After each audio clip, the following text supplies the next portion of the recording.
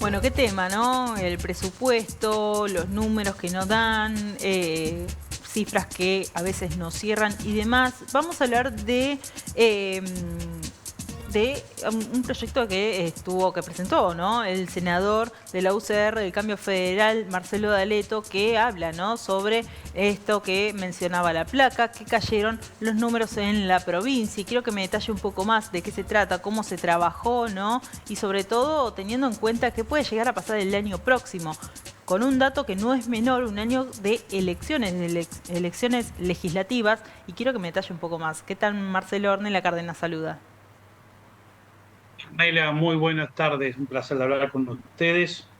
Es un problema el dinero y es un problema también la falta de información que hay Ujú. sobre el mismo. Exacto. A nivel nacional, todos los meses tenemos la información de lo que ingresa y lo que egresa. En provincia hay muy pocos datos, Ujú.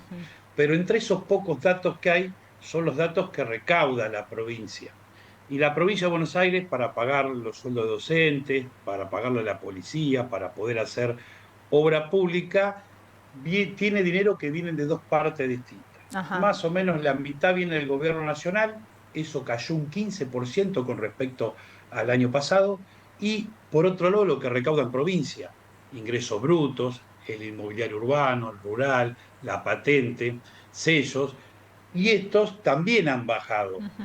Y estos se publican con un retraso de 2 meses, por eso tenemos información al mes de septiembre, y podemos decir que al mes de septiembre, en un informe que hemos publicado la semana pasada, a ese mes cayeron los ingresos nacionales un 15% y los provinciales cayeron un 6%, donde todos los impuestos caen, ingresos brutos, patentes, más allá del aumento de la gente se nota que paga menos patentes.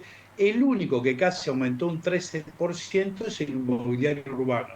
Es decir, hubo un aumento, pero la gente cumplió con ese impuesto, ha tenido una preferencia sobre otro impuesto, y esto viene con una recaudación, la única recaudación positiva con respecto al año pasado. ¿Y qué pasa con todo esto? Sí. Esto obliga a la provincia, para que no explote, para que no tenga que emitir patacones, a tener que bajar el gasto. Y es un poco lo que ha venido haciendo el gobernador con la información que tenemos del primer semestre, que ha bajado el gasto muy por debajo de la recaudación y la recaudación es muy por debajo de la inflación. Bien. Pensaba esto, digo, bueno, la provincia se alimenta desde dos lados, dijo usted. Nacional, que sabemos que hubo recortes que fueron realmente muy escandalosos, por llamarlo de determinada manera, pero del otro lado, la recaudación, es porque la gente no le alcanza, entonces empieza a privar, ¿no? Digamos, impuestos como que los va dejando de lado. Pasa un poco por este lado, ¿no? Hay generalmente dos tipos de impuestos, los directos y los indirectos. Los directos son donde la gente puede tomar esa decisión Claro. y los indirectos lo hace sin decidirlo. Por Ujú. ejemplo, ingreso bruto es porque cae la actividad económica o un impuesto nacional muy importante como el IVA porque baja el consumo. Ujú. Se consume menos, por lo tanto ese 21% que es IVA del consumo es menor recaudación que va para el gobierno nacional y para las provincias. Hay de las dos lados, decisión de la gente y caída de la economía. Ahora, esto que no es noticia, que hay una caída de la actividad económica, hay una caída del consumo, está claro que esto obliga, así como en las familias cuando tenemos algún problema de ingresos, obliga a transitar con la máxima autoridad al gobierno provincial. ¿Para qué? Para no estar peor, porque el gobierno ha tenido en la provincia que aumentar salarios por debajo de la inflación. La única información que hay, que es del primer semestre, es que la inflación año contra año en el primer semestre fue del 276 y los salarios han aumentado un 206%, o sea, muy por Claro. debajo. ¿Qué hubiera pasado si lo hubiera aumentado por la inflación? Y a lo mejor la gente momentáneamente podría tener más dinero en el bolsillo, pero a esta altura la provincia estaría pagando con patacones, con moneda, con bonos, y eso le hubiera hecho perder mayor poder adquisitivo a los empleados, a los jubilados y al resto de la comunidad bonaerense. Marcelo, y teniendo en cuenta estos últimos datos, si bien son de hace 2 meses atrás, digo, ya miramos el 2025, ¿no? ¿Qué se estima? ¿Qué puede llegar a pasar? ¿Cómo se puede enfrentar al 2025 la provincia? Como lo hacemos nosotros en nuestras casas, gastando mucho menos, cuidando el gasto, sabiendo que cada que va a tener menos dinero, como le pasó en el 2024. Ujú. En el 2023 la provincia tuvo una ejecución, tuvo mucho dinero, era Alberto y Cristina transfiriéndole a Kicillof, y a pesar de eso tuvo mucho déficit. Ujú. En el 2024 tuvo menos dinero, pero tuvo menos déficit. ¿A qué se debe? A que cuidó el gasto. El 2025 veremos con qué nos encontramos durante el año, pero ya sabemos que tenemos que arrancar el año con la misma autoridad que tuvimos en el 2024. Bien, bien, cuidándose y tratando de ser lo más cauto posible.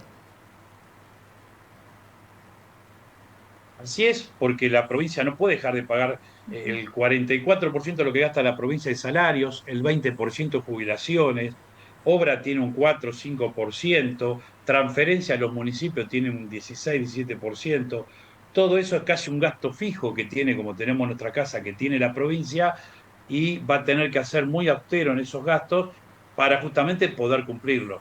Ujú. La provincia ha podido manejar con austeridad este 2024, y bueno, vamos ahora en el tratamiento de presupuesto trabajar oficialismo, oposición para que sí lo haga, porque no es menor, y soy opositor y lo destaco, no es menor que en el 2024 tengamos una provincia que no haya tenido que recurrir al patacón. Ujú. Si mirábamos los números en enero, Claro. con el dinero que le faltaba a la provincia, por eso que perdió de Nación, porque la recaudación iba a bajar, la provincia estaba en una situación muy crítica.